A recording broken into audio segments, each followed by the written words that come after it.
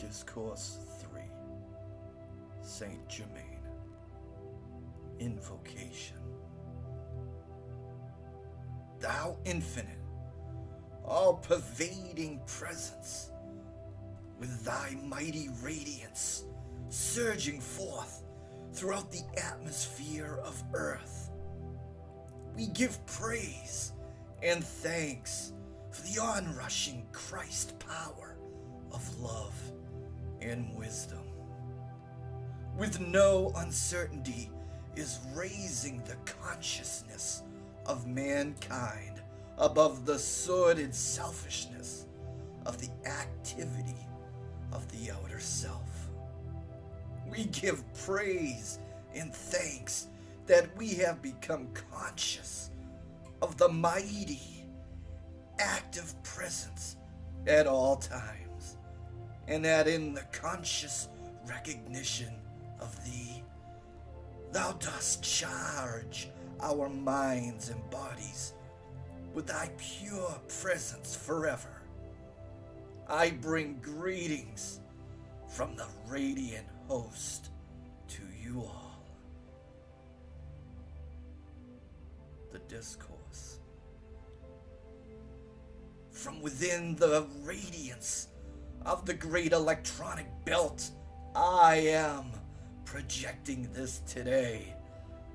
From the heart of the golden city, the twin rays come forth, upon which are the speech, the light, and the sound.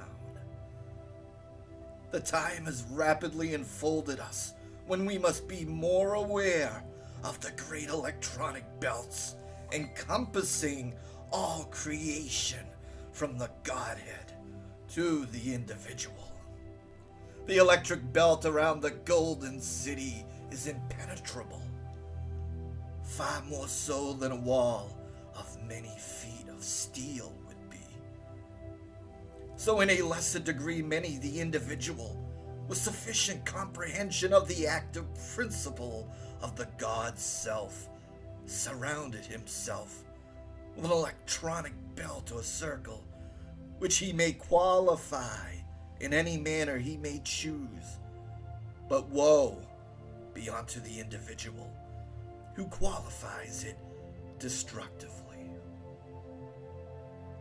If anyone should be foolish enough to do this, he would find this belt of electronic force closing in upon his own outer form, and it would be consumed. But those who with wisdom build and qualify it with God's mighty love and constructive power will find themselves moving in a world untouched by the ignorance of mankind. The cosmic period has arrived when those who have attained a certain degree of understanding must create, apply, and use this wondrous electronic circle. Every creation that is self-conscious action has this circle of pure electronic force about it naturally. But to a large degree, its force is ungoverned, therefore dissipated.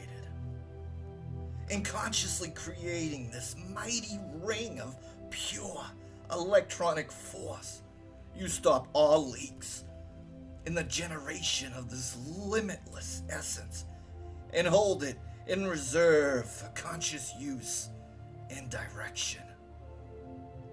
After a few months of this conscious creative activity of and within this electronic ring, one will need to be very careful in loosing or directing this force in any manner except by divine love.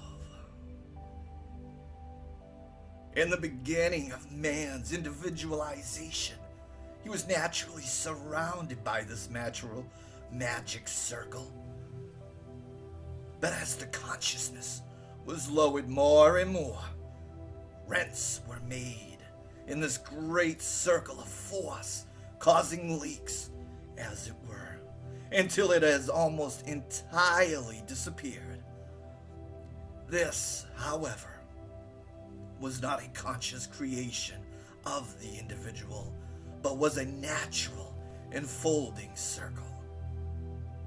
Now, students of the light must go to work with no uncertainty and consciously create this electronic belt about themselves, visualizing it perfect, with no rents or breaks in its construction.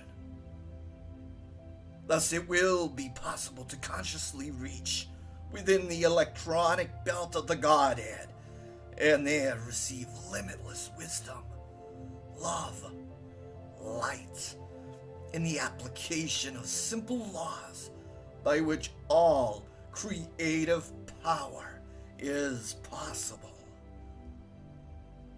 While the student is admonished to look always, and never forget it, to his own God self, which is the creator of his individualization. Yet never has there been a single attainment in which there has not been given the assistance of those still in advance. There being but the one God, the one presence, and his all-powerful activity, then the one more advanced than the other is but more of the God self in action. In this recognition, you will understand why you can feel, I am here. I am there. For there is but the one God self everywhere. When the student can once understand that the ascended host of masters are but the more advanced consciousness of himself, then he will begin to feel the unquestionable possibilities within his grasp. Whether he speaks to the Godhead direct, to one of the ascended masters of light, or to his own God self, in reality it makes no difference, for all are one. Until one does reach the state of consciousness, it does make a difference, for the individual is almost certain to feel a division of the one self, which is not possible to be made except in the ignorance of the outer activity of the mind. When the student thinks of the outer expression, he should at all times be aware that it is but the outer activity of the one intelligence, guarding himself at all times against trying to divide in his own consciousness. There's one mighty God-powered centered in him. Again, I must remind you that this limitless, mighty power of God cannot intrude its wondrous powers into your outer use except by your invitation. There is only one kind of invitation that can reach it and lose it, and that is your feeling of deep devotion and love.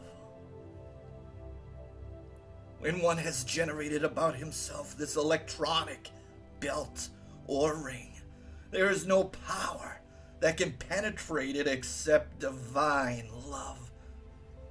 It is only your consciousness of divine love that can penetrate within this great inner blazing belt of the Godhead, through which the Godhead sends back to you its great outpouring.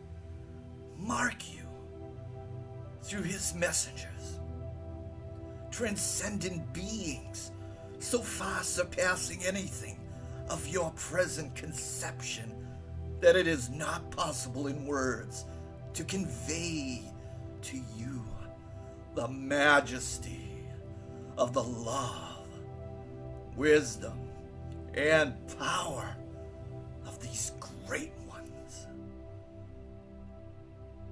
At this point, let me again remind you that the student who will dare to do and be silent will find himself lifted into the transcendent radiance of this inmost sphere. Then by experiencing and seeing will he comprehend this of which I have spoken. The soul who is strong enough to clothe itself in its armor of divine love and go forward will find no obstruction. For there is not between your present consciousness and this mighty, transcendent inner sphere to obstruct the approach of divine love. When you have touched and seen within this inner circle, you will then understand how imperfect is the present expression of divine love. Once one becomes consciously aware of these great spheres to which he may reach, he will find himself fearlessly reaching deeper and deeper within the radiance of this mighty intelligence, hub of the universe, from which all words, all creation have proceeded. There are among you strong, dauntless, fearless souls who will understand this and be able to use it with great blessing to themselves and others. There are those who will understand and see that the presence which beats each heart is God in action, that the activity sending the circulation through the body is God, that the essence charging forward to vitalize the outer form is God in action. Then, oh beloved students, awake to this now. Do you not see how great a mistake it is to sink under the ignorance of the outer self, feeling pain, distress, and disturbance, all created by the ignorance and activity of the outer self, when a few moments of earnest contemplation will cause one to realize that there can be but one presence, one intelligence, one power acting in your mind and body, and that is God. You see how simple yet powerful is the consciousness within you to lose the full recognition of the great, pure activity of God into your mind and body, and to let its wondrous, transcendent essence fill full to overflowing every cell. It seems to me, beloved students, that you cannot fail to grasp the simplicity of your true God self acting in you. Ever turn to it, praising it, loving it, demanding and commanding it to surge forth into every cell of your body, into every demand of the outer activity, in the home, in your affairs, in business. When you desire it, is sent forth clothed in the God presence, power, and intelligence. It cannot fail. It must bring to you that which you desire. Desire is but a lesser activity of decreeing. Decreeing is and should be the recognition of the accomplished desire. Beloved students, do forever put away any fear of the great use of this great power. You know, without being told, that if you misuse it, you will experience inharmony. If you use it constructively, it will bring such blessings untold that you can but give praise and thanksgiving for the moment when you awaken to the fact that this limitless power is omnipresent, ever awaiting your conscious direction. The individual who has said that you cannot add 1 cubit to your height by your thought has stifled the activity and progress of the individual.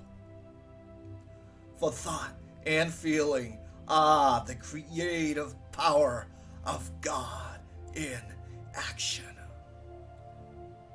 The uncontrolled, ungoverned use of thought and feeling has brought all kinds of discord, sickness, and distress.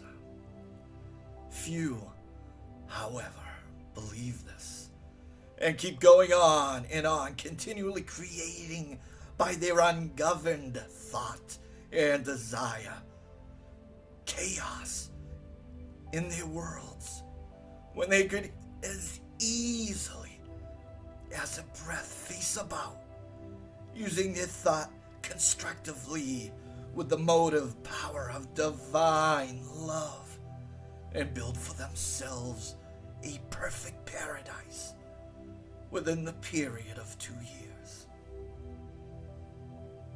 Even physical science has given proof that the body, or outer form, completely renews itself within a few months. Then you must see that with the conscious understanding and application of the true laws of your being, how easy it is to cause perfection to manifest in your entire body and every organ to keep into its perfect, normal activity. In a short time, it would not be possible for inharmony to enter your thought or body. Oh, children reaching to the light, this great privilege is the open door of God before you, which none may shut but yourselves.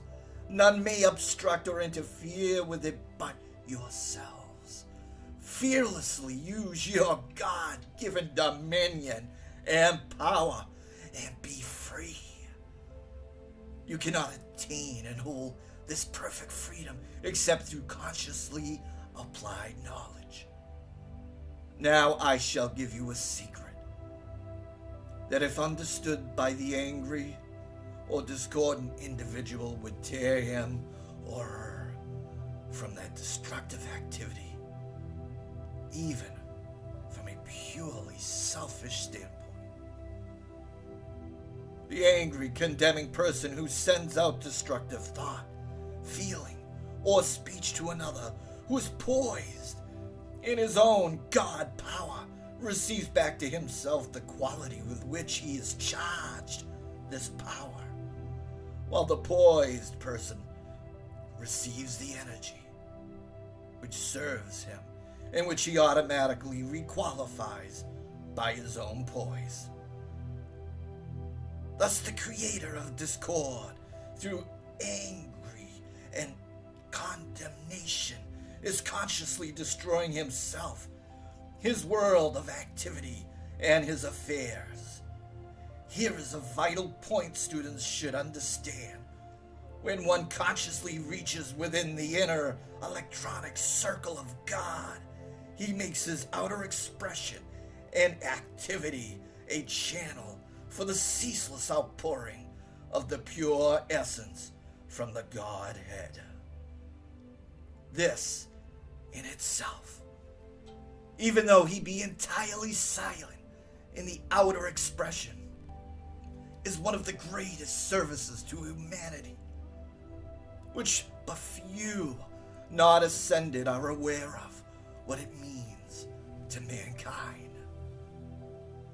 The one reaching within the electronic circle becomes a continual outpouring, and this very radiation alone is a tremendous blessing to all mankind.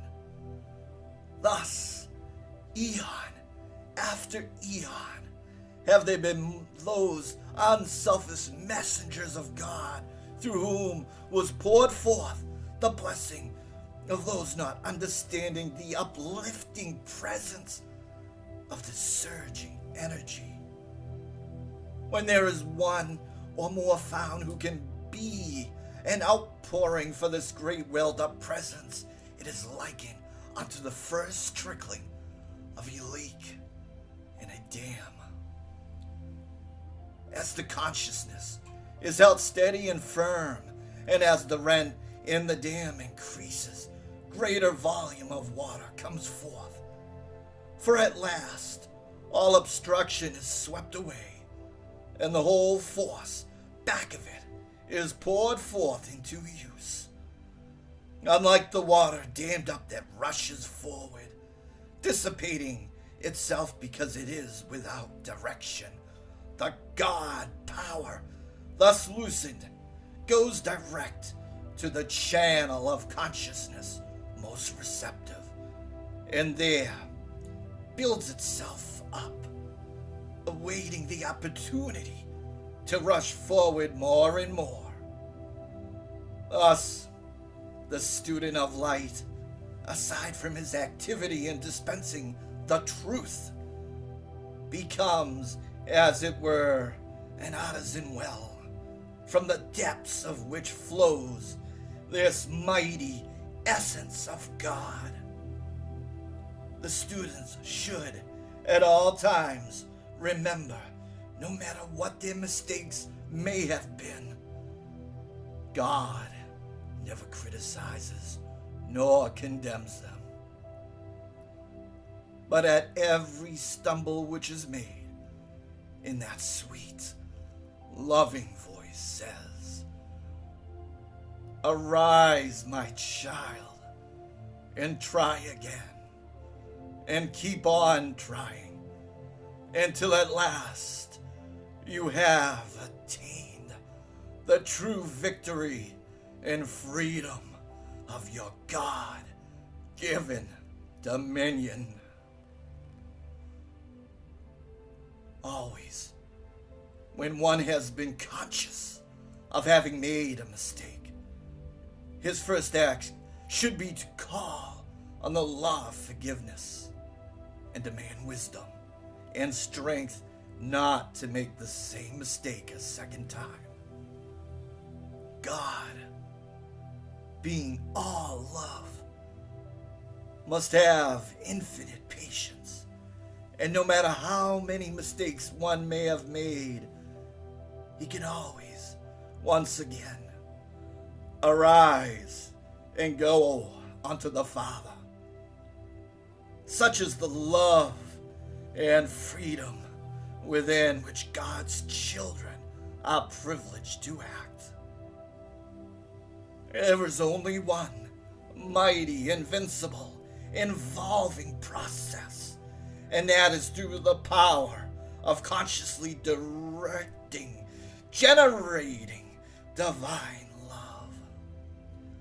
Love being the hub of all life, the more we enter in and use it consciously, the more easily and quickly we release this mighty power of God, which is always standing as a dammed up force waiting to find an opening in our own consciousness by which it can project itself.